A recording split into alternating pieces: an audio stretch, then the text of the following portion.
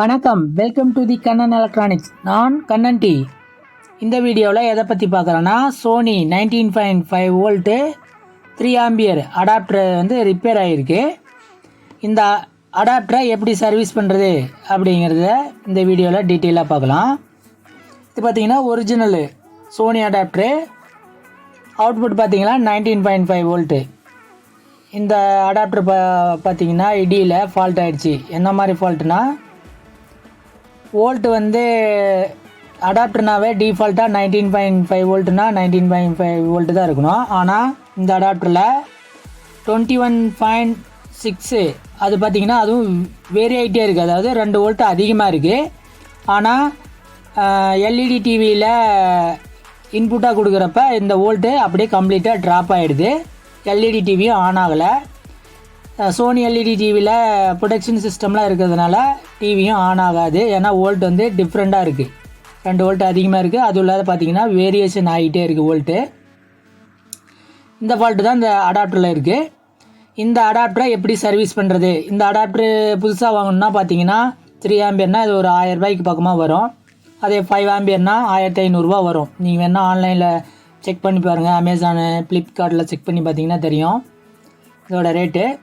இதை எப்படி ஈஸியாக சர்வீஸ் பண்ணுறது அப்படிங்கிறத இந்த வீடியோவில் பார்க்கலாம்.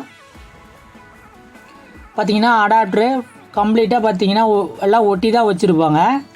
இதை ரிமூவ் பண்ணுறதுங்கிறது ஈஸியாக ரிமூவ் பண்ண முடியாது. இதுக்குன்னு தனியாக டூல்ஸ் இருக்குது, நம்மக்கிட்டையும் இல்லை. இது நான் ஆல்ரெடி ஓப்பன் பண்ணிட்டேன். எப்படி ஓப்பன் பண்ணால், சுற்றி இல்லை தட்டுனேன். ஃபுல்லாக கம்ப்ளீட்டாக கொஞ்சம் ஹெவியாகவே தட்டணும். தட்டினோம்னா அந்த சுற்றியும் இருக்கிறது, அந்த ஒட்டி இருக்கிறது எல்லாமே வந்துடும். இது நான் ஆல்ரெடி ஓப்பன் பண்ணிட்டேன். ஆனால் சுற்றி மூலம் தான் இதை ஓப்பன் பண்ண முடியும். இல்லைனா இதுக்குன்னு டூல்ஸ் இருக்குது, அது நம்மக்கிட்டையும் இல்லை, உங்கள்கிட்டையும் இருக்காது. அதனால் நீங்கள் சுற்றியில் யூஸ் பண்ணி சுற்றியும் தட்டினீங்கன்னா ஓப்பன் ஆகிடும். இது ஆல்ரெடி நான் ஓப்பன் பண்ணி வச்சிட்டேன். இப்போ பார்த்தீங்கன்னா இதுதான் ஒரிஜினல் சோனி அடாப்டரில் உள்ளே இருக்கிற காம்பனன்ட்ஸு. மேலே பார்த்தீங்கன்னா தெரியும். பார்த்தீங்கன்னா நல்லா ஹெவியாக குவாலிட்டியாகவே இருக்குது. வேறு எந்த அடாப்டரில் இந்த அளவுக்கு குவாலிட்டி இருக்காது. அதுவும் இல்லாத இதில் உள்ளே பார்த்தீங்கன்னா காம்பனன்ட்ஸே கொஞ்சம் எல்லாம் டிஃப்ரெண்ட்டாக இருக்கும். சர்க்கியூட்டும் சோனி அடாப்டரில் மட்டும் டிஃப்ரெண்ட்டாக தான் இருக்கும்.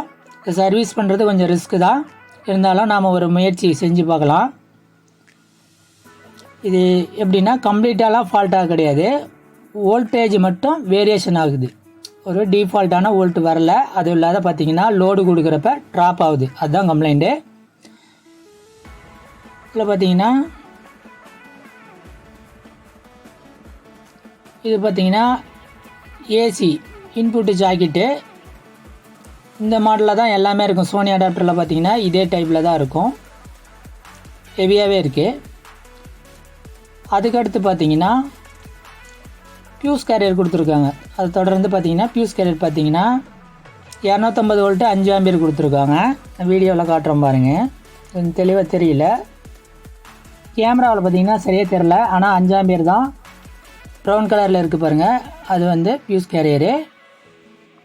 இந்த ஃபியூஸ் எதுவும் ஃபால்ட் ஆகலை. ஏன்னா நம்மளுக்கு பார்த்தீங்கன்னா அவுட்புட் வோல்ட்டு வருது. அதனால் ஃபியூஸ் போயிருக்க கம்ப்ளைண்ட் ஆகிறதுக்கான வாய்ப்பு இல்லை.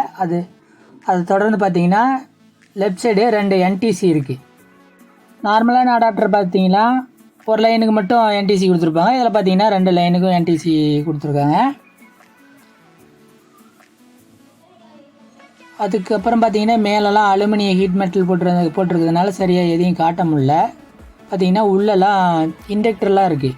ஃபுல் சைடு பார்த்தீங்கன்னா இண்டக்டர் இருக்குது, ஜீனரு, இந்த மாதிரி நிறையா இருக்குது. அப்புறம் பார்த்தீங்கன்னா கீழே பார்த்தீங்கன்னா ஹீட் மெட்டலோடு பார்த்தீங்கன்னா டயோடும் இருக்குது. ஃப்ரிட்ஜ் மோடு டயோடு இருக்குது. ஃப்ரிட்ஜ் ரெட்டிஃபையர் இருக்குது. பார்த்தீங்கன்னா அதை 4 பின் இருக்கிற மாதிரி இருக்குது பாருங்கள். அது கொடுத்துருக்கோம். அதில் நடுவில் இருக்கிற பின்னு பார்த்தீங்கன்னா ஏசி. நடுவில் இருக்கிற 2 பின்னும் ஏசி இன்புட்டு. 230 வோல்ட் வரைக்கும் இன்புட்டாக கொடுத்துக்கலாம். 2 சைடில் இருக்கிறது பார்த்தீங்கன்னா அவுட்புட்டு டிசி. லெஃப்ட் சைடு பார்த்தீங்கன்னா நெகட்டிவ் சப்ளை, ரைட் சைடு இருக்கிறது பார்த்தீங்கன்னா பாசிட்டிவ் சப்ளை. இதில் ஃபுல் சைடு பார்த்தீங்கன்னா கெப்பாசிட்டர் இருக்குது. 450 வோல்ட்டு நியூ இப்போ எல்லோ கலரில் இருக்குது பாருங்கள். அந்த கெப்பாசிட்டர் உள்ளே ஹீட் மெட்டலுக்கு உள்ளே இருக்கிறதுனால சரியாக தெரியல. இந்த பாயிண்டில் தான் இருக்குது. அதுக்கடுத்து பார்த்தீங்கன்னா கண்ட்ரோல் யூனிட் ஃபுல்லுமே பார்த்தீங்கன்னா எஸ்எம்டி டைப்பில் இருக்குது. எஸ்எம்டி டிரான்சிஸ்டரு, அப்புறம் பார்த்தீங்கன்னா டயோடு, ரெசிஸ்டன்ஸ் எல்லாமே எஸ்எம்டி டைப்பில் இருக்குது. இது பார்த்தீங்கன்னா என் சேனல் மாஸ்பெட்டு, அதாவது 300 வோல்ட்டு டிசியை திரும்பவும் ஏசியாக கன்வெர்ட் பண்ணிவிட்டு அந்த டிரான்ஸ்ஃபார்மருக்கு கொடுக்கும். டிரான்ஸ்ஃபார்மருக்கு இன்புட்டாக கொடுக்கும். அந்த டிரான்ஸ்ஃபார்மர்லேருந்து அவுட்புட்டு 19.5 வோல்ட்டு ஏசியாக தான் வரும். அது பார்த்திங்கன்னா திரும்பவும் ஒரு டயோடு இருக்குது, அதுவும் டிரான்சிஸ்டர் டைப்லேயே இருக்குது, அதாவது தைரிஸ்டராக கொடுத்துருக்காங்க.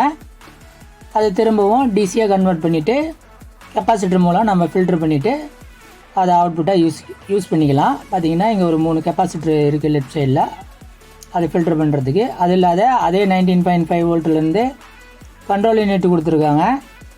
அதில் எப்படின்னா டிஃபால்ட்டாக இப்போ 100 வோல்ட்டு இன்புட்டு கொடுத்தாலும் 100லேருந்து 240 வோல்ட் வரைக்கும் இன்புட்டு கொடுத்தாலும் டிஃபால்ட்டாக அவுட்புட் வந்து 19.5 வோல்ட்டு தான் வரும். அந்த மாதிரி கொடுத்துருப்பாங்க. அது எப்படின்னா கண்ட்ரோல் யூனிட்டு ப்ளஸ் கப்ளர் பார்த்திங்கன்னா ப்ரைமரி சைடும் இன்புட்டு சைடும் என்ன சொல்கிறது, சிம்பிளாக சொல்லணும்னா கப்ளிங் பண்ணும். அதாவது அதுதான் கண்ட்ரோல் பண்ணுறது.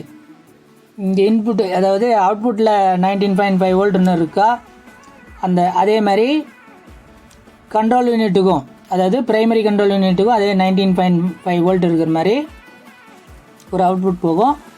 அது மூலம் பார்த்திங்கன்னா ஒரே மாதிரி எப்படின்னா ஒரே சீரான வோல்ட்டு 19.5 வோல்ட் மட்டும் வர மாதிரி அந்த கண்ட்ரோல் யூனிட்டு கண்ட்ரோல் பண்ணிகிட்டு இருக்கும்.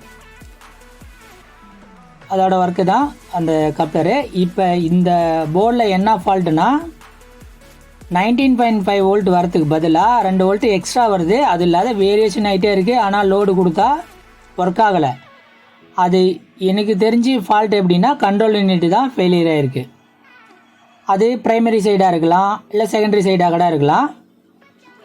அது எப்படின்ட்டு அடுத்த பார்ட்டில் டீஃபாப் ஆகலாம். அடுத்த பார்ட்டில் பார்த்தீங்கன்னா டீட்டெயிலாக வரும். எப்படின்னா கப்ளரை எப்படி செக் பண்ணுறது, டிரான்சிஸ்டரு எல்லாமே பார்த்தீங்கன்னா டெஸ்ட் பண்ணி நான் இந்த போர்டை ரெடி பண்ணி காட்டுறேன். இதே போர்டையே, அதாவது இதில் இருக்கிற டிஃபால்ட்டான சர்க்யூட்டையே ரெடி பண்ணுறோம். சப்போஸ் ரெடி பண்ண முடியல அப்படின்னாலும் 3 வயர் மினி அசெம்பிளிஸ் வச்சு இந்த அடாப்டர் ரெடி பண்ணிடலாம். அது அப்படி சப்போஸ் நம்மளால் ஒரிஜினலாக ரெடி பண்ண முடியல அப்படின்னா உங்களுக்கு வந்து நான் 3 வயர் அசெம்பிளிஸ் வச்சு நான் இந்த போர்டை ரெடி பண்ணி காட்டுறேன். அது எப்படின்னா அடுத்த வீடியோவில் டீட்டெயிலாக வரும். இந்த வீடியோ முழுமையாக நீங்கள் பார்க்கலனாலும் அடுத்த வீடியோவை முழுமையாக ஸ்கிப் பண்ணால் பாருங்கள், உங்களுக்கு யூஸ்ஃபுல்லாக இருக்கும். இப்போ நான் இந்த வீடியோவில் சொன்ன கண்டென்ட்டும் யூஸ்ஃபுல்லான கண்டென்ட் நிறையா இருக்கும். அடாப்டரில் பார்த்தீங்கன்னா பொதுவாக கெப்பாசிட்டன்ஸ் வந்து கம்மியாக தான் கொடுப்பாங்க. இதில் பார்த்தீங்கன்னா கம்மியாக தான் வேல்யூ இருக்குது. அது எதனால் அந்த மாதிரி கம்மியாக கொடுக்குறாங்க, நாம் வந்து டிரான்ஸ்ஃபார்மர்லாம் யூஸ் பண்ணோம்னா ஃபில்ட்ரு பண்ணணும்னு சொல்லிவிட்டு கெப்பாசிட்டன்ஸ் வந்து அதிகமாக இருக்கிற மாதிரி தான் போடுவோம். ஆனால் அடாப்டரில் மட்டும் கம்மியாக இருக்கும். அதுவும் குறிப்பாக சார்ஜ் பண்ணுறதுக்கு யூஸ் பண்ணுற அடாப்டரில் கெப்பாசிட்டன்ஸ் பார்த்திங்கன்னா ரொம்ப குறைவாக தான் இருக்கும். இவ்வளோ நேரம் உங்கள்கிட்ட சொல்லிகிட்டு இருக்கும்போது நான் ஒன்று மறந்துட்டேன். பார்த்தீங்கன்னா நான் ஃபஸ்ட்டு செக் பண்ணேன், வோல்டேஜ் அவுட்புட் வந்து வருதான்ட்டு செக் பண்ணேன். ஆனால் அதுக்கு பிறகு ஹை வோல்ட் கெப்பாசிட்டர்லேருந்து வோல்ட்டை டிஸ்சார்ஜ் பண்ணவே இல்லை. வோல்டேஜ் பார்த்தீங்கன்னா ட்ராப் ஆகவே இல்லை. இதுக்கு காரணம் என்ன அப்படிங்கிறது அடுத்த வீடியோவில் நீங்கள் முழுமையாக தெரிஞ்சுக்கலாம். இதுக்கு காரணம் என்ன உங்களுக்கு தெரிஞ்சிருந்தால் கமெண்ட் பண்ணுங்கள். நன்றி, வணக்கம். அடுத்த வீடியோவில் பார்க்கலாம்.